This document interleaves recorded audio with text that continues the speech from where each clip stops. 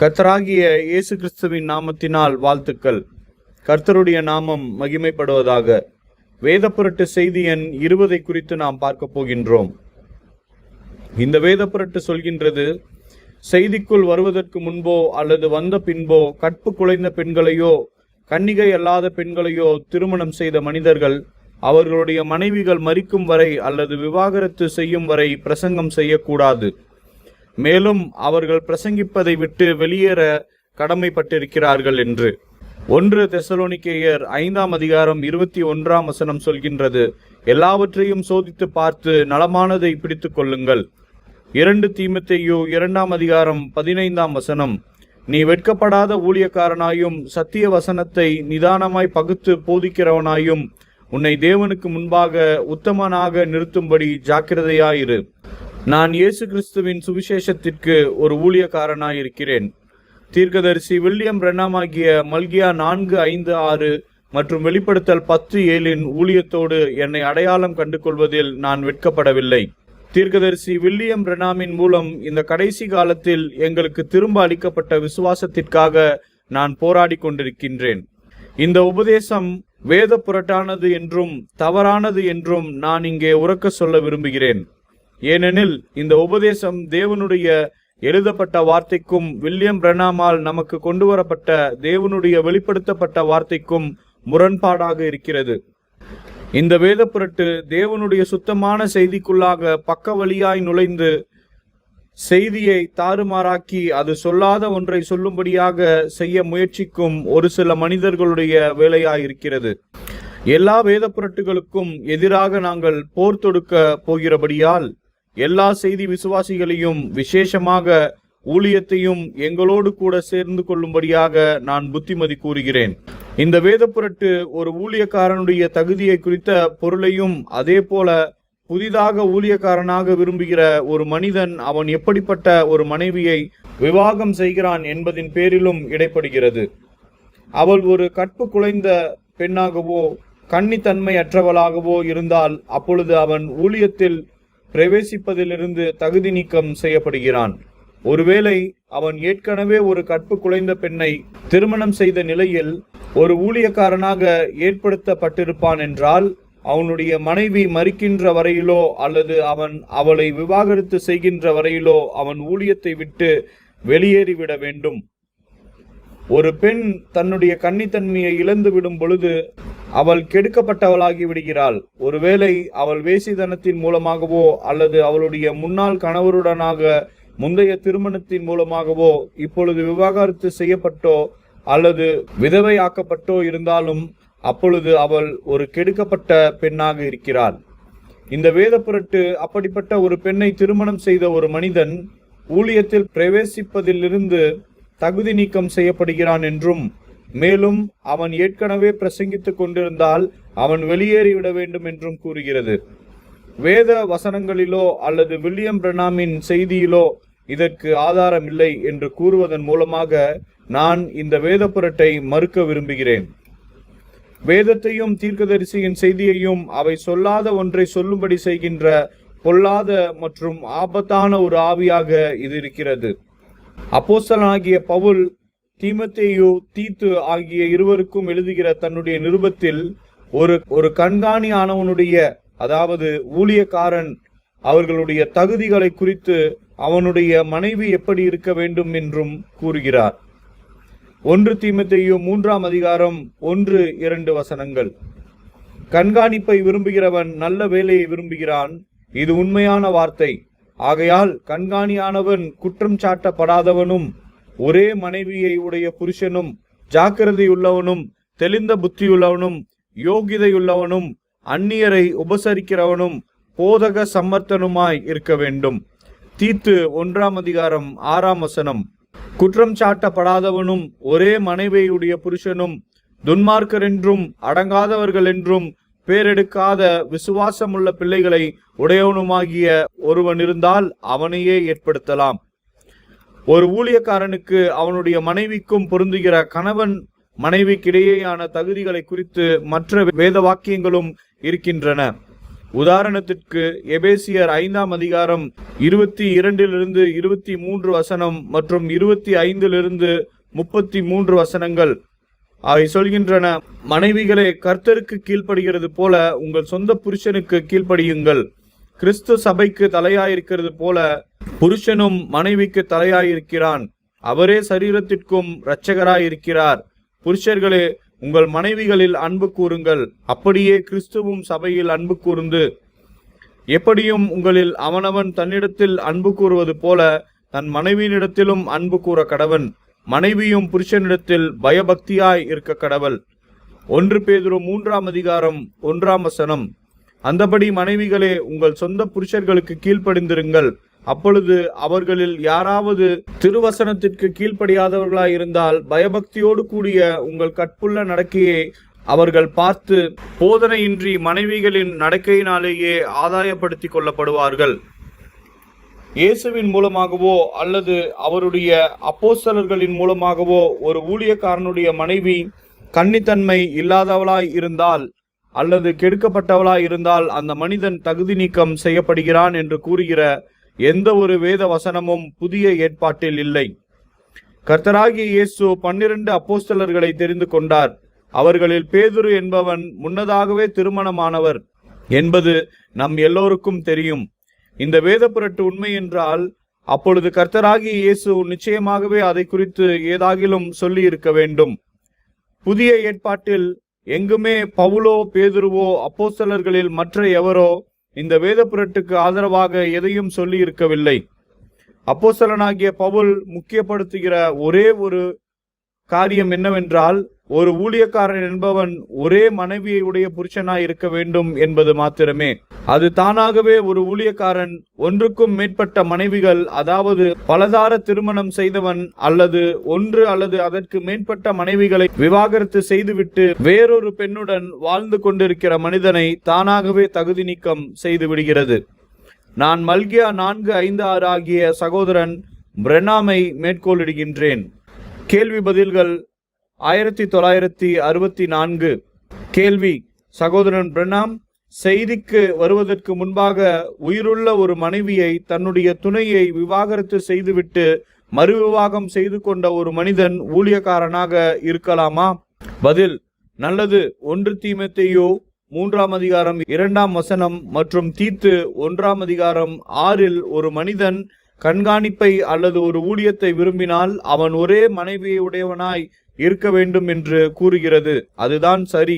ஒரு ஊழியக்காரன். மேற்கோள்: கேள்வி பதில்கள் 1964. ஊழியக்காரர்கள் 2 முறை அல்லது 3 முறை விவாகமானவர்கள் எல்லா இடங்களிலுமிருந்து கூப்பிடுகின்றனர். விவாகமாகி விவாகரத்து செய்துவிட்டு மீண்டும் மறுவிவாகம் செய்து கொண்ட ஜனங்களாகிய உங்களுக்கு எனக்கு ஒரு காரியத்தை குறித்து வாக்கு கொடுங்கள். நீங்கள் எப்படி இருக்கிறீர்களோ அப்படியே தொடர்ந்து சென்று ஜீவியுங்கள். அது போன்ற வேறொன்றை செய்ய முயற்சிக்காதீர்கள். ஆனால் ஜீவியுங்கள். அப்படியே சென்று சந்தோஷமாய் ஜீவியுங்கள். இப்பொழுது கர்த்தருக்கு சித்தமானால் நான் திரும்பி வரும் பொழுது நான் அதை வேதாகமத்திலிருந்து உங்களுக்கு விளக்கி காண்பிப்பேன். இதே பொருளின் பேரில் நான் மீண்டும் உங்களுக்கு சொல்லுவதை கேட்கும் வரைக்கும் இப்பொழுது இருப்பது போலவே அப்படியே நிலைத்திருங்கள். இது 1964 பிரசங்கிக்கப்பட்ட கேள்வி பதில்கள். இப்பொழுது 1965 விவாகமும் விவாகரத்தும் என்ற செய்தியை தீர்க்கதரிசி பிரசங்கித்த போது அவர் இவ்வாறு கூறினார். மேற்கோள்: விவாகமும் விவாகரத்தும் 1965. எந்த ஒரு போதகரும் விதவையை மணக்க கூடாது. உங்களுக்கு தெரியுமா? அதை படிக்க விரும்புகிறீர்களா? சரி, அது லேவியராகமம் 21ஆம் அதிகாரம் 7 மற்றும் எசேக்கியேல் 44ஆம் அதிகாரம் 22இல் உள்ளது. லேவியராகமம் 21:7 வசனம் ஆசாரியர்களை குறித்து பேசுகையில், அவர்கள் தங்கள் தேவனுக்கு பரிசுத்தமானவர்கள் ஆகையால் வேசியையாகிலும் கற்பு குலைந்தவளையாகிலும் விவாகம் பண்ணார்களாக, தன் புருஷனாலே தள்ளப்பட்ட ஸ்திரீயையும் விவாகம் பண்ணார்களாக. எசேக்கியேல் 44ஆம் அதிகாரம் 22ஆம் வசனம். விதவையையும் தள்ளிவிடப்பட்டவளையும் அவர்கள் விவாகம் பண்ணாமல் இஸ்ரவேல் வம்சத்தாலாகிய கன்னிகையாகிலும் ஒரு ஆசாரியனின் மனைவியாயிருந்த விதவையாகிலும் விவாகம் பண்ணலாம். மேற்கோள்: விவாகமும் விவாகரத்தும் 1965. ஆசாரியர்கள் வேறொரு மனிதனால் தொடப்பட்ட ஒரு ஸ்திரீயை விவாகம் செய்யலாகாது என்று அது உங்களுக்கு கற்பிக்கும். அது இயேசு கிறிஸ்துவின் கன்னிகை மணவாட்டிக்கு முன்னடையாளமாயுள்ளது. ஏனெனில் ஆசாரியர்கள் தேவனுடைய அக்கினியை கையாண்டனர். இங்கே தீர்க்கதரிசி ஆசாரியத்துவத்தை குறித்து பழைய ஏற்பாட்டு கட்டளைகளை மேற்கோள் காட்டி, நம்முடைய நாளில் எந்த ஒரு ஊழியரும் ஒரு விதவையோ அல்லது இதற்கு முன்பு ஒரு மனிதனால் தொடப்பட்ட பெண்ணையோ திருமணம் செய்யக்கூடாது என்று கூறுகிறார். இருப்பினும் இந்த நிபந்தனை ஏற்கனவே ஊழியர் பதவியில் இருக்கும் மனிதனுக்கு மட்டுமே பொருந்தும் என்பதையும், அப்படி இருந்து கொண்டு ஒரு மனைவியை தேடுபவருக்கு மட்டுமே பொருந்தும் என்பதையும் கவனிக்கவும். இந்த வேதப்புரட்டிற்கு முரணாக இது பின்வருவனவற்றிற்கு பொருந்தாது. ஏற்கனவே கரைப்பட்ட பெண்ணை மணந்தவர் ஒரு கன்னிகை அல்லாத பெண்ணை திருமணம் செய்து அதன் பின்பு ஊழியத்தில் நுழைய முயல்பவர், அல்லது தற்போது அப்படிப்பட்ட ஒரு பெண்ணை திருமணம் செய்து ஊழியராக நியமிக்கப்பட்ட மனிதர் போன்றோர். இந்த வேத வசனங்களும் தீர்க்கதரிசியின் வார்த்தைகளும் அப்படிப்பட்ட மனிதர்களை ஊழியத்திலிருந்து தகுதி நீக்கம் செய்யவில்லை. இந்த காரணங்களின் அடிப்படையில் அவர்கள் ஊழியத்தை விட்டு விலக வேண்டிய அவசியம் ஏதுமில்லை. மத்தேயு 5 31-32 தன் மனைவியை தள்ளிவிடுகிற எவனும் தள்ளுதற்சீட்டை அவளுக்கு கொடுக்க கடவன் என்று உரைக்கப்பட்டது. நான் உங்களுக்கு சொல்கிறேன், வேசிதன முகாந்தரத்தினால் ஒழிய தன் மனைவியை தள்ளிவிடுகிறவன் அவளை விபச்சாரம் செய்ய பண்ணுகிறவனாய் இருப்பான். அப்படி தள்ளிவிடப்பட்டவளை விவாகம் பண்ணுகிறவனும் விபச்சாரம் செய்கிறவனாய் இருப்பான். மேற்கோள்: விவாகமும் விவாகரத்தும் 1965. பாருங்கள், உயிரோடுள்ள கணவன் அவளுக்கு இருக்கிறான். அப்படி செய்ய அவளுக்கு எந்த ஆதாரமும் கிடையவே கிடையாது. ஆனால் அது மனிதனுக்கு அல்ல, ஏனெனில் அது அவன் அல்ல. புரிந்து கொண்டீர்களா? நீங்கள் வார்த்தை தொடர்ச்சியாக செல்லும்படி வைக்க வேண்டும். பாருங்கள், அவன் செய்யக்கூடாது என்று எதுவும் சொல்லவில்லை, ஆனால் அவள் செய்யக்கூடாது. அவன் மறுபடியுமாக மறுவிவாகம் செய்து கொள்ளலாம். அவள் கன்னிகையாயிருந்தாள், ஆனால் அவன் வேறொருவனுடைய மனைவியை விவாகம் செய்து கொள்ளக்கூடாது. ஆசாரியர்களை குறித்து விவாகமும் விவாகரத்தும் என்கின்ற கேள்விக்கு கர்த்தராகிய இயேசு அளித்த பதிலோடு பழைய ஏற்பாட்டின் இந்த 2 வேத வசனங்களையும் தேவனுடைய தீர்க்கதரிசி இணைக்கிறதை நாம் இங்கே பார்க்கிறோம். ஒரு ஊழியர் தனது மனைவியை விவாகரத்து செய்துவிட்டு மற்றொருவரை மணக்கக்கூடிய அடிப்படைகளை அவர் தருகிறார். அவன் ஒரு கன்னிகையை மட்டுமே மணக்க முடியும், ஒரு விதவையோ அல்லது விவாகரத்தானவளையோ அல்ல. இந்த செய்திகள் விவாகமும் விவாகரத்தும் விஷயம் தொடர்பாக ஒரு ஊழியக்காரன் பிரசங்கம் செய்வதை நிறுத்த வேண்டும் என்பதை பற்றி தீர்க்கதரிசியின் எந்த குறிப்பும் இல்லை என்பதையும், அவரது ஊழியம் முழுவதும் அவன் தனது மனைவி இறக்கும் வரை அல்லது அவள் ஒரு கரைப்பட்ட பெண் அல்லது கன்னி அல்லாதவள் என்பதால் அவளை விவாகரத்து செய்யும் வரை பிரசங்கிப்பதை நிறுத்த வேண்டும் என்று இதை அடிப்படையாக கொண்டு ஊழியத்தில் இருந்து அவரை தடை செய்வது பற்றி எந்த குறிப்பும் இல்லை என்பதையும் இங்கே கவனிக்கவும். மாறாக கர்த்தரிடமிருந்து அனுமதி பெற்ற தீர்க்கதரிசி இந்த விவாகமும் விவாகரத்தும் என்கின்ற சூழ்நிலையில் சிக்கிக்கொண்ட அனைத்து மக்களுக்கும் ஊழியர்கள் உட்பட மன்னிப்பை பெற்று தந்தார். அவர்கள் தீர்க்கதரிசியை பின்பற்றுகிறவர்களாக இருந்தனர். குறிப்பு பக்கம் 48-49. விவாகமும் விவாகரத்தும் என்கின்ற செய்தியில் இது பிப்ரவரி 1965 பிரசங்கிக்கப்பட்டது.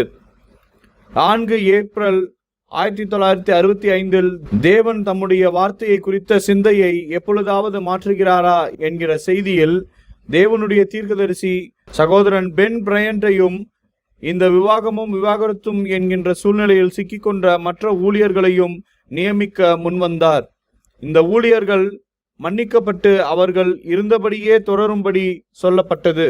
அவர்கள் ஊழியத்தில் தொடர விரும்பினால் தங்கள் மனைவிகள் இறக்கும் வரை காத்திருக்கவோ அல்லது தங்கள் மனைவிகளை விவாகரத்து செய்யவோ அவர்களுக்கு சொல்லப்படவில்லை. இந்த வேதப்புரட்டை பரப்புவர்கள் தீர்க்கதரிசியை விட தங்களை அதிக ஆவிக்குள்ளவர்களாக எண்ணிக்கொள்கிறார்கள் என்பதை நான் தெளிவாக காணலாம். இந்த வேதப்புரட்டு சுவிசேஷம் பிரசங்கிக்கப்படுவதை தடுக்க முயலும் சாத்தானின் ஒரு அசைவாகும். இந்த வேதப்புரட்டு நம்பப்பட்டு ஏற்றுக்கொள்ளப்பட்டால் அது ஏற்கனவே ஊழியர்கள் மற்றும் சபையினரிடையே அதிக குழப்பத்தை ஏற்படுத்தியுள்ளது. மேலும் சபைகள் மூடப்படவும் ஆத்துமாக்கள் இழக்கப்படவும் காரணமாகலாம் என்று சொல்ல துணிகிறேன். இந்த வேத புரட்டு ஊழியருக்கான வேதபூர்வமான தேவையை தவறாக பயன்படுத்துவதன் விளைவாகும். வேத வசனங்கள் ஊழியராக நியமிக்கப்பட்ட ஒரு மனிதன் ஒரு கன்னியை மட்டுமே மணக்க வேண்டும் என்று கூறுகின்றனர். ஒரு மனிதன் ஊழியத்தில் நுழைவதற்கு முன்பு மணக்கும் மனைவி கன்னியா இல்லையா என்பதை பற்றி அது எதுவும் கூறவில்லை. வேத வசனங்கள் மற்றும் இக்காலத்து செய்தியின் அடிப்படையில் இந்த உபதேசம் வேத புரட்டானது என்றும் மற்றும் தவறானது என்றும் நான் கூற விரும்புகிறேன்.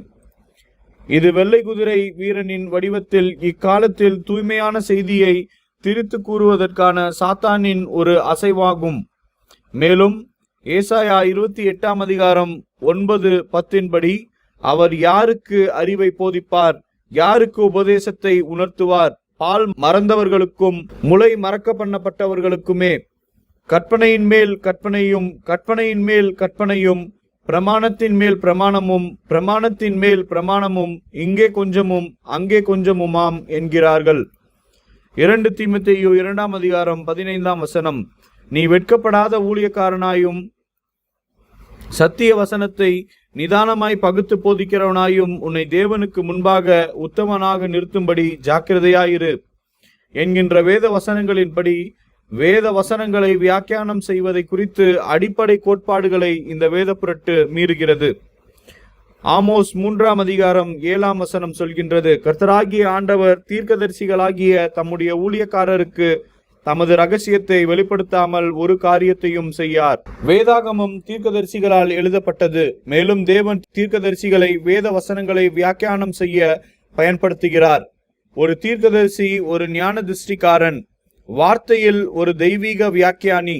எந்த ஒரு உண்மையான வெளிப்பாடும் ஆதியாகமம் முதல் வெளிப்படுத்தின விசேஷம் வரையிலான வேத வசனங்களுடன் தொடர்ச்சியாக இருக்கும். மேலும் தீர்க்கதரிசி வில்லியம் பிரென்னாம் மூலம் நமக்கு கொண்டு வரப்பட்ட வெளிப்பாட்டிற்கும் முரண்படாது. மேற்கோள்: விவாகமும் விவாகரத்தும், பக்கம் 38. முத்திரைகள் இப்பொழுது திறக்கப்பட்டு விட்டதால் சத்திய ஆவியானவர் நம்மை வார்த்தைக்கு நடத்துகிறார். காலங்கள் தோறும் தவறுகள் ஏன் இருந்து வந்தன என்பதை இது விவரிக்கின்றது. ஏனெனில் முத்திரைகள் திறக்கப்படாத காரணத்தால் தான் இது வெளிப்படுத்தப்படவில்லை. நாம் சாலையின் நடுவில் செல்வதற்கு முத்திரைகள் திறக்கப்பட்டதிலிருந்து வெளிவந்த சத்தியத்தின் ஆவியுடன் தொடர்பு கொள்ள வேண்டும். மேலும் அந்த சத்தியத்தின் ஆவியால் வழிநடத்தப்பட வேண்டும். இந்த உபதேசம் நிக்கோலாயின் அந்தி கிறிஸ்துவின் ஆவியால் சிலருக்கு கொடுக்கப்பட்ட ஒரு தவறான வெளிப்பாடு என்று நான் அறிவிக்கிறேன். இது சபையை அடிமைதனத்திற்குள் கொண்டு வந்து சபையை குழப்பி இயேசு கிறிஸ்துவின் சுவிசேஷம் பரவுவதை நெருக்குவதற்கான சாத்தானின் ஒரு அசைவாகும். இதன் மூலம் வேத புரட்டிலுள்ள அனைத்து விசுவாசிகளையும் பிரசங்கிகளையும் மனம் திரும்பி தேவனுடைய வார்த்தையின் உண்மையான வெளிப்பாட்டிற்கு தங்களை தாழ்த்தும்படி அழைப்பை விடுகிறேன். மனம் திரும்புங்கள். கர்த்தர் உங்களை ஆசிர்வதிப்பாராக.